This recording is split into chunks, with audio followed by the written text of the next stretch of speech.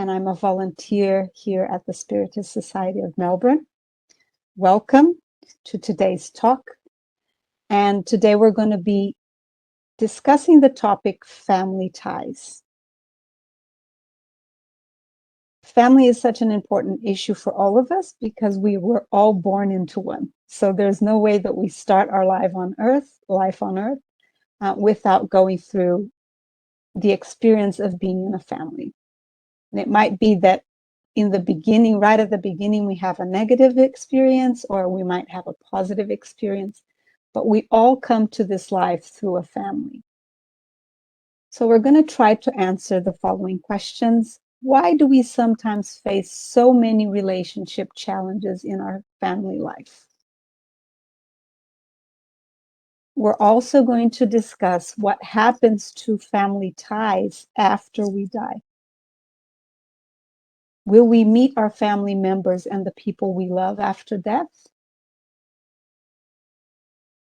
So today's topic is based on this book, Changing Attitudes, dictated by the Spirit Hamed to the medium Francisco do Espírito Santo Neto. And this book, it invites us to reflect on how we can change our attitudes and therefore change our lives for the best. I'm also using as a reference the Spirit's book, compiled by Allan Kardec, and it has all the teachings of the higher spirits that they brought to Allan Kardec, and he compiled into this book. And also, I'll be referencing the Gospel according to Spiritism, or explained by Spiritism. And the Gospel brings light to the teachings that the Christ brought under the lens of the Spiritist philosophy. So we'll start with the definition of family. And every time something appears on the screen that's between quotes and there's nothing written, it's because it came from the book, Changing Attitudes. So Hamed starts defining family as a social institution that comprehends individual linked by blood ties. So if we look in the dictionary, that is still what the definition comes up, or something similar. We know that for today's family or modern family, that is quite different, isn't it? But that's the definition of family because it links to ancestry and blood ties. Whereas we know that sometimes we have adoptive children, we have different forms of family, and that's still a family. And that's what Hamed continues saying after he gives this definition. He expands and says that in light of Spiritism, though, this family concept broadens, and the old patriarchal, imposing, and sexist patterns of the past give way to a family clan with broader view on what it means to live together under a reincarnation perspective. So when the higher spirits brought to Allan Kardec the knowledge that family through reincarnation has a broader perspective that we can look into, because we know that we reincarnate in different roles in our family depending on our need to develop. So because we do that, and we might reincarnate in different family groups, different nationalities, different cultural, spiritual, religious belief. So that makes things completely different to what Kardec at the time, in his day and age, they had a definition of a family. So we know that the family from that time was very patriarchal, and it was in a certain way, it was very rigid, whereas today we see family expanding in that sense. So according to Spiritism, what is the aim of a family? Why do we come in a family? Why is that the model that we come into this planet? So Hamed continues in this chapter saying that the family formation aims education and other factors like love, attention, understanding, harmony, and especially respect for each component's individuality. So that's the aim of the family that we are working towards. It's to educate the spirit. And it might be a conscious education where the parents have that care and that love for the child and for each other, and that harmony is formed, and that's where love, attention, understanding, and harmony and respect to individuality come in. But it might be because we're still on a learning journey that doesn't happen in that way. We all have our own challenges and our own developmental needs. So that will affect us as parents, as siblings, as spouses, and that will influence in how the family dynamic works. But the ultimate objective is spiritual education. And like I said, that might come in a very natural and positive way, even though there's ups and downs, but it might come in a very challenging way. And we're going to look into that soon. But despite having some dysfunctional families, and when you talk to people, people say, oh, I'm not sure if my family was very functional. And that's quite normal because, like I said, we all are dealing with our own learning and our own development. And we're in different stages of development. So that will reflect on how we relate to our family members. However, Kardec asked the spirits, and you can find this in the Spirits book, part 3, chapter 7, and the question is 775. He asked the spirit, what would be the result for society if family ties were relaxed? And they respond, a magnification of selfishness. So an increase of people being selfish and self-centered. So despite we are still learning to be functional families, family is still a way that we grow and develop.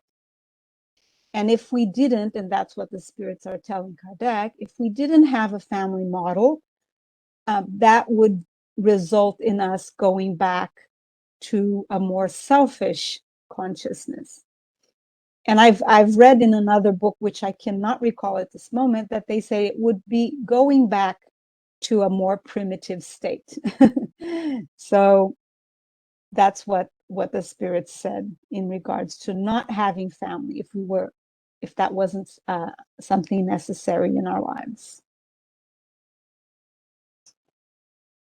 Oh, sorry. So in the spirit world, let me move this. Spirits form groups or families united by affection, sympathy, and similar inclinations. And we can find that in the Gospel according to Spiritism, chapter 4, item 18. And it's where the spirits are talking exactly about family ties.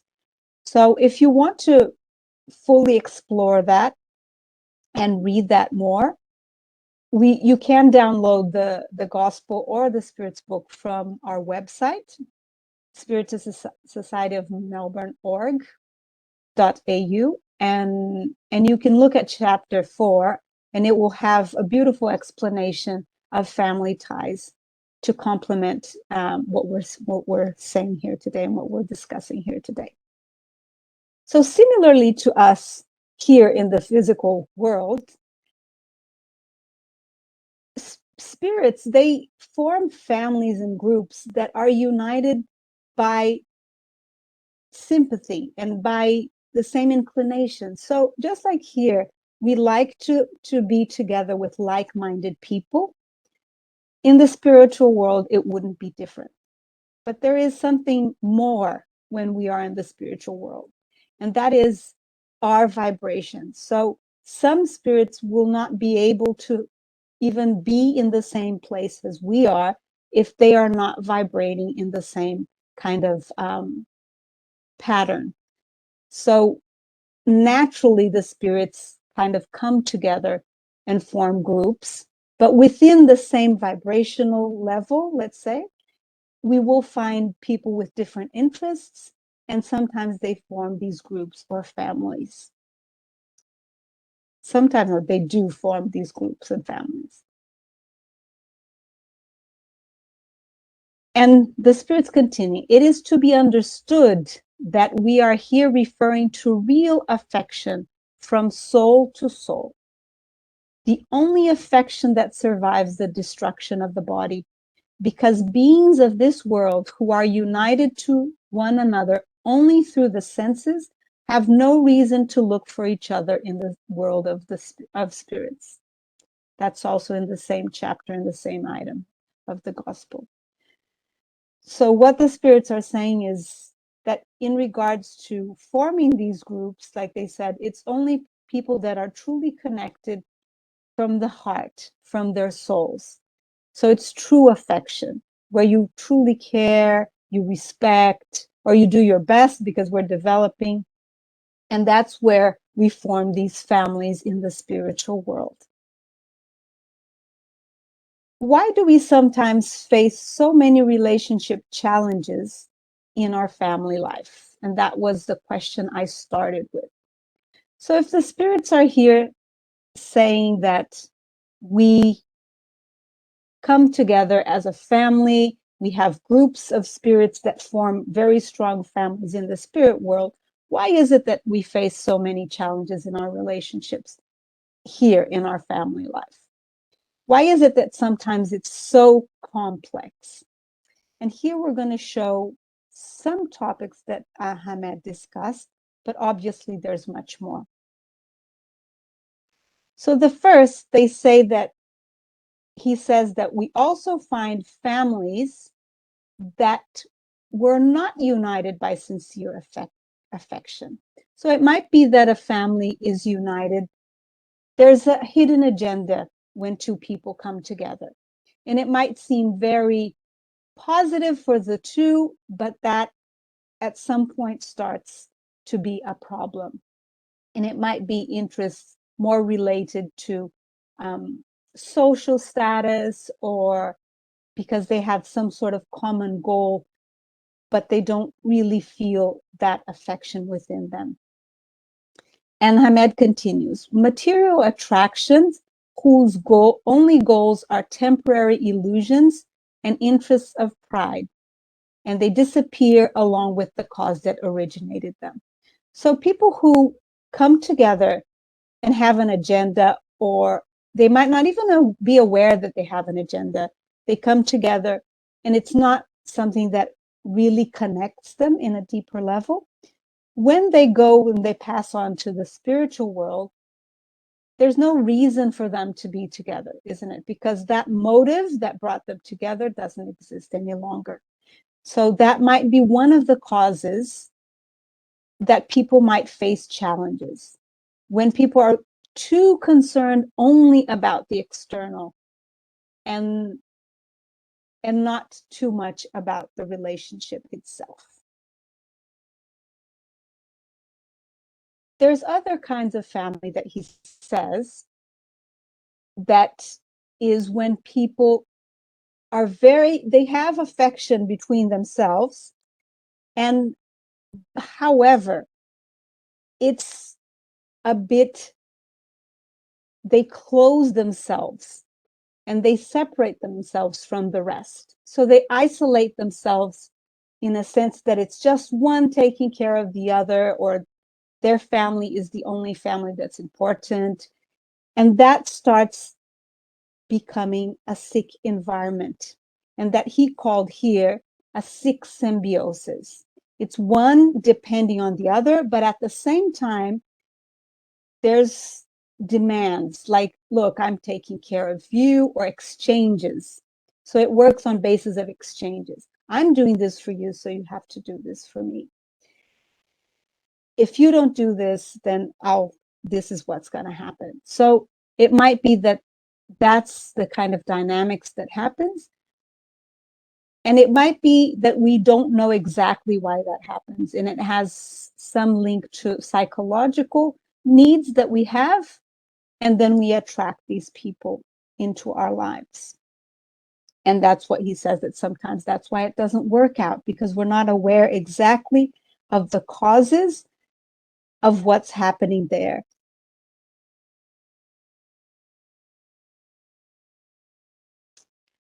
There's also another reason why sometimes the family ties or the family relationships are complicated. We know that we live many different lives, and we have relationships in every life that we live. Isn't that true? We might come in the same family that we were born in previous lives, and in those lives we had a difficult relationship with someone in our family. And because we're here to learn how to love ourselves and one another, and that is the golden rule and what we're here to do, we have the chance through reincarnation to reestablish our links and of love and our relationships in a more loving way. And they say that sometimes when there's hatred, it's because there was love that was hurt. So we come back in different roles. And through these different roles, we learn how to love each other. So it might be that you have a problem with, as we see in the photos here, with a parent that doesn't understand, or two parents that don't understand you. You might think that you don't fit in that family. And that has, in that story, the ugly duckling, that shows very well. Maybe you are different from the rest of the family in a sense that we are individuals and we are all in individual paths of growth. So you might be in a family where people really don't understand you because you're in different levels or in different levels of understanding. And it might be sibling rivalry because of that as well. Because if we come as siblings, we might learn how to respect one another. And it might be the couple or the spouses that do not understand each other. And that has a reflect on the children and the children's lives. And it can be because of our history, of our past history, of our past lives, where we had things that we couldn't solve and we had challenges. And although we love each other in a sense, it might be that we haven't developed a healthy relationship. There's a movie called The Eternal Sunshine of a Spotless Mind.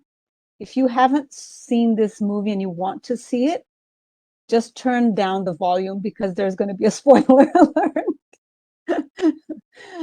And then you can come back and listen. But this movie is so interesting because they discover a way of erasing specific memories. So people who had relationships that didn't work out, they could go there and relate and erase all the memories that you had about that relationship. You wouldn't even remember that you met that person.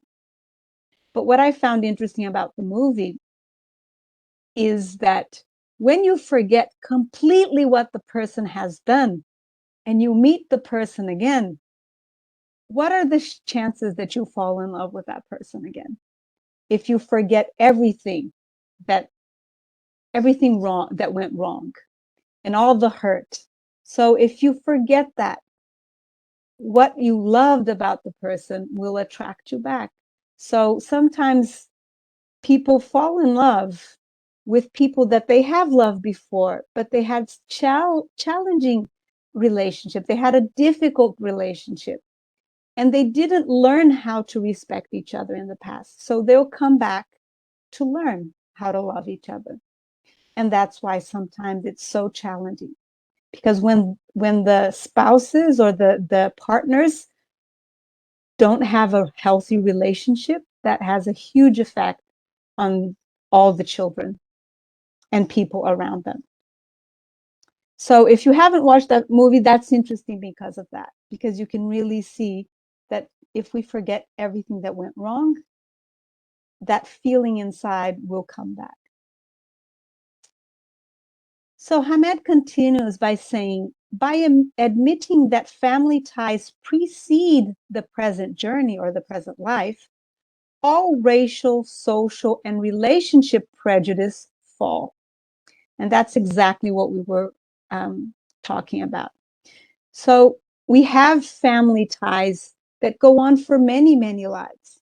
And that will explain why sometimes you have people in your family that you get along so well with, and you really, really like each other's company.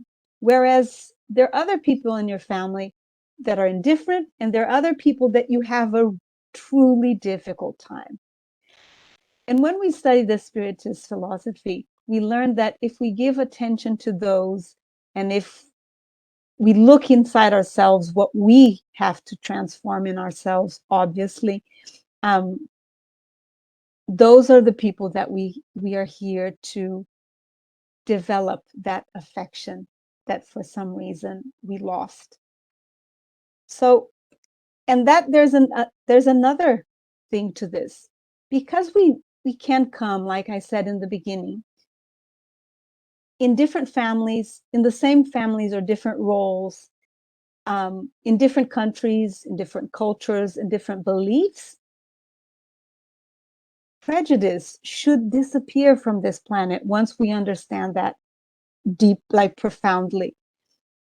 Because I'm here today in this body, in this family, in this place that I am here today.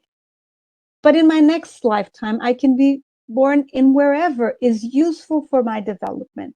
And that's what the spirits bring to us, that we will be born into the place with the body, with the gender, with whatever it is that we need to fully grow as a human being. And once we learn that, so tomorrow in my next lifetime, I could be similar to any of these people on the screen. And how can you have prejudice if the only thing that's changing is our body? Because our souls do not change. We're all equal.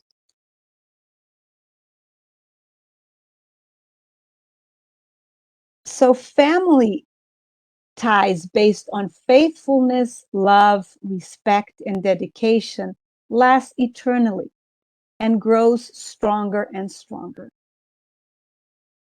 Some people say that reincarnation breaks family ties.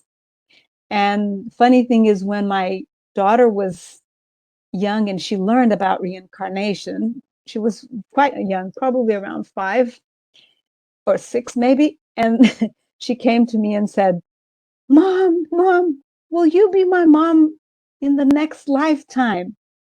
And if your daughter or son ever asks you that, the answer is yes. Even though as a mature adult, you know that might not be true.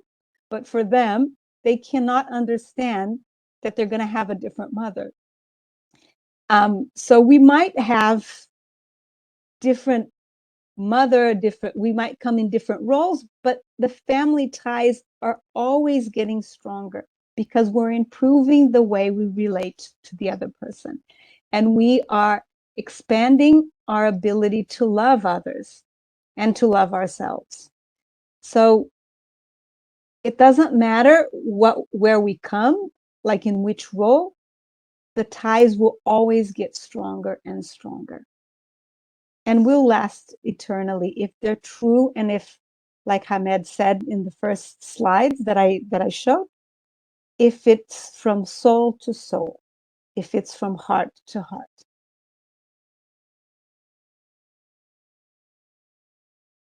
So the gospel according to Spiritism in this chapter, which I recommended, which is chapter 4, says, and it starts the item with this sentence: family ties are not destroyed by reincarnation. Obviously not. You're not being separated. You might be separated from the person for one lifetime, but you're cheering on from the other side, from the other dimension, or even supporting that family member that's incarnated so they are successful in their incarnation plan. So family ties are not destroyed by reincarnation, as certain persons believe. On the contrary, the spirits say, they are strengthened and become tighter. So if you step into different roles, say in one lifetime, you are brothers and sisters, and then in another lifetime, you might be your grandmother's mother, say, you will develop a different kind of love every time you are in contact with the person in the different roles that you step in. So contrary to what some think, reincarnation does not in any way destroy family ties. It will only expand them. And that's why I'll finish here today with this slide, because one day we will understand that we are all part of a universal family.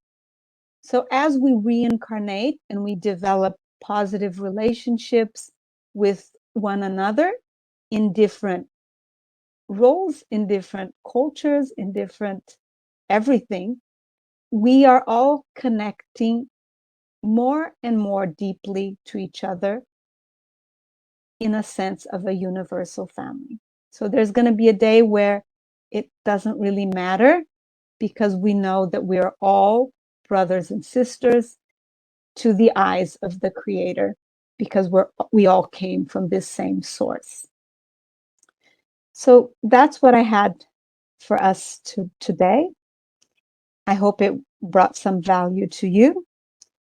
You can, if you wish to continue studying, like I said, look at the Spirit's book, and the question was 775, or the Gospel According to Spiritism, which is chapter 4, item 18. I hope to see you next time. Thank you so much.